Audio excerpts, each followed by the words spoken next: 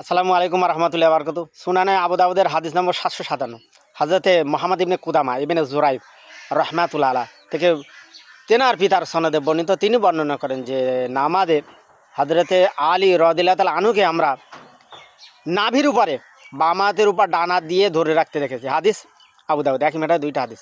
এটা হচ্ছে 759 নম্বরের হাদিস। হজরতে আবু তাবা ও তাউস রহমাতুল্লাহ আলাইহ হতে বর্ণিত, তিনি বর্ণনা করেন যে আমরা হজরত মুহাম্মদ সাল্লামকে নামাজে নাভির উপরে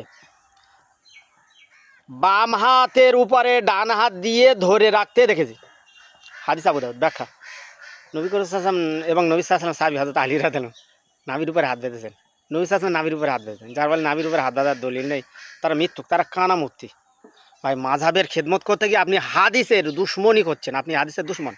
আপনি কেন বললেন না যে ভাই নাভির উপরে বাঁধার হাদিস আছে, নাভির নিচেও হাত বাঁধার? আমি বলছি নাভির নিচেও হাত বাঁধার হাদিস আছে, তবে অবশ্যই অবশ্যই নাভির উপরে হাত বাঁধার হাদিসগুলো সহিহ। হযরত আবু হুরায়রা থেকে বর্ণিত একটা হাদিস আছে, তিনি বলছেন যে নামাজে নাভির নিচে হাত বাঁধার হাদিসটার সনদ দুর্বল আছে, কিন্তু নাভির উপরে হাত বাঁধার হাদিসগুলো সহিহ বেশি। নাভির নিচেও হাত বাঁধার হাদিস আছে, তবে সহিহ বেশি নাভির উপরে হাত বাঁধা। ভাই